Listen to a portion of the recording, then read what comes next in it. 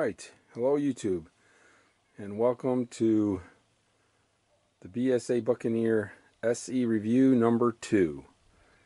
So, wanted to make sure I brought everybody up to speed on the things that we have seen and run into regarding this gun. And you see before you a new gun because the previous gun has been replaced. And I'll get into more detail on that as we get further into this. But for now, I just wanted to show you the replacement gun. You know, same BSA. It's got really nice, nice wood on it. Nice checkering. As you can see, it's the BSA SE. Again, it's in 177. And it has the already attached suppressor. So, and then for those of you that haven't seen the end of it before, there's your pressure gauge. It'll let you know how pressure's doing when you're filling up. And here we see the flip side of the gun. Again, this was a package deal that I purchased from Pyramid Air, and it came with the Hawk Air Max, which you see here mounted on it. This is not a very good scope by any stretch of the imagination. It is extremely hard to focus, and the focus is minimal at best. When I was trying to shoot at 30 and 40 yards, you really have to take into the fact that you're going to have a blurred picture, and that's what you're going to be using. So I would, strongly recommend that you never purchase this this scope, because it is just an extremely dismal scope for an entry-level scope, where you would think that at least you could focus on something that at 30 yards away, and this scope just cannot do that. So one of the other things we noticed on this gun when we ran into our issues, and then when we got the new one, we wanted to clean the barrel, and there is no physical way to remove the barrel from the action. That is not going to be possible. So you basically have to fit whatever it is that you're going to put into that little slot right there. I'll move this cocking lever bolt back. But you basically run into a very difficult situation, because there's like no room hardly to get anything through there so that you can clean your barrel. So we ended up fishing fishing line through, or no, I'm sorry, it was weed whacker line through, in order for us to be able to pull a string through it so that we could actually put some swabs on it to get it through. We didn't have one of the fancier cleaning tools that they now have out on the market. So here's the new gun. So let's go ahead and see how it shoots. Alright, so what happened to the first gun? Great question, so let's get into that. First off, I purchased the rifle on June 17th, 2020, and it arrived shortly after. I was getting ready for squirrel hunting season, and I was getting that gun ready, and I found that the air reservoir was completely empty. And since I owned the gun, I had put less than a full tin of pellets through it. So the first question is, hey, it's leaking, who does the warranty? Well, that's interesting, because Pyramid Air is not a warranty repair station for Gammo. So you have no choice but to send the gun back to Gammo, Daisy, BSA in the US in order for the warranty work to be done. So that was the first thing that you had to figure out. So on November 16th, UPS delivered the gun to Gammo, and that is at your cost. On December 10th, I got confirmation that the Gammo had checked my rifle in, and 12/22 the warranty work was completed. And then they let me know, pull out your Visa card and give me another $15 for shipping and handling fee to get the rifle that was defective and under warranty back. And so then you would say, okay, what exactly did I get when it came back after all this time? Because mind you, it's been gone for almost 3 months. Well, it arrived on 12/26, and this is how it came back to me. The trigger was broken. The safety was broken. It was not packed as nicely as when I had sent them to them. They didn't bother using my same packing. And on top of that, the gun itself was now rusty. So, back to Gammo, the gun went on 12/31, which in this case, Gammo actually paid for a return label. The gun again is checked in 3 weeks after it was physically at Gammo. And then on January 29th, they shipped the gun back to a completely unknown address. And the gun finally arrives back to me on 2/3/21. So that's now, what, 5 months since I've owned it. So let's go see how it shoots.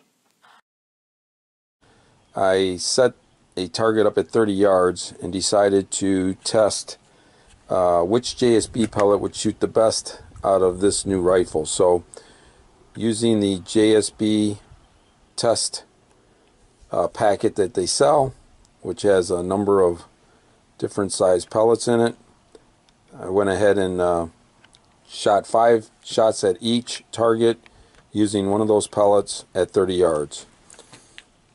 So that's my sight in, just to zero it in and get it going. So starting with the exact 4.51s, not a super tight group, but that's covered up by a dime at 30 yards. Then we go to the exact 4.5s, which again, not the best grouping, but it's still covered up by a dime. And then we go to the exact RS 4.52s, and that's clearly very tight, nice, easy covered by the dime. Then we go to the exact 4.52s, and the gun didn't like those at all. That kind of spread all over the place. I'm not going to cover that by a quarter, so not a good fit for this gun. And then we go to the exact Express 4.52s. Again, that one it did not like. And then we go to the Monster 4.52s, and that was a tight group as well. And then we end with the JSB Heavy 4.52s, and as you can see, I mean, that is a super tight group. 5 shots at 30 yards, so that was quite impressive. So I decided, well, let's try to repeat that and see what we get on live camera. So it's the next day, and I'm going to go ahead and shoot the JSB Exact Heavies again at 30 yards and see how those do and see if we can't replicate the results I got yesterday off camera.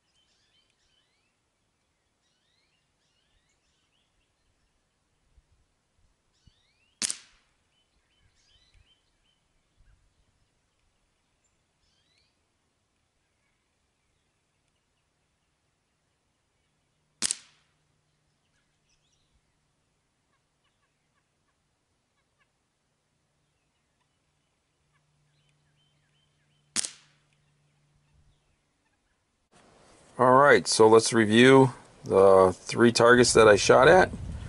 Here's the first one, left side. So again, 30 yards, covers up, no problem with the dime. There's the next one. That one was a little bit closer to the actual results from the day before. Not as tight as I had hoped.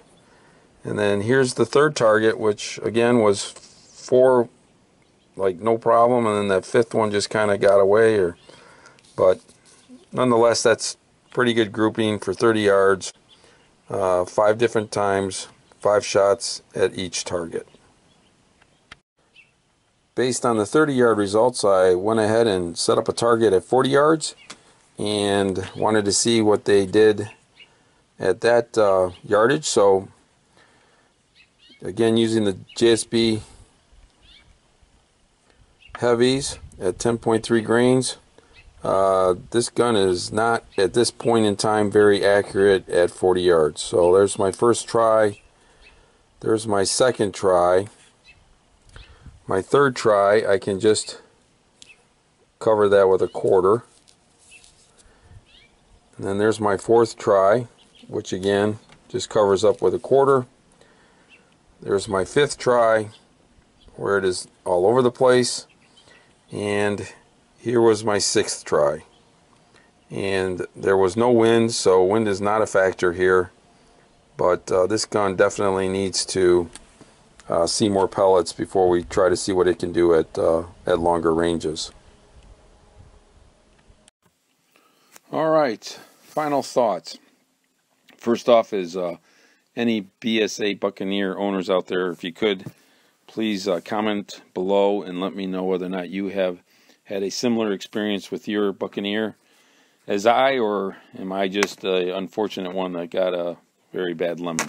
So BSA USA, I have no idea what you guys are thinking, but to think that it is okay to have a customer have to spend money to send back a defective product that you sold, to then have it fixed under warranty, and then have the audacity to then tell that person they have to pay $15 shipping and handling fee to get said defective product back to their possession, is absolutely ludicrous and a very, very poor business practice. I personally know how to work on air rifles. I have, installed regulators. I have repaired regulators, and have replaced all kinds of other items on my air rifles. And I can tell you for a fact that this rifle is locked down. You cannot do anything to this rifle, which is why I had no choice but to send it back to them to get fixed under warranty. So again, I would not purchase this gun at all. I would save my money for a more robust gun, and I hope that this has helped any of you that were looking at possibly purchasing said rifle. Thank you very much.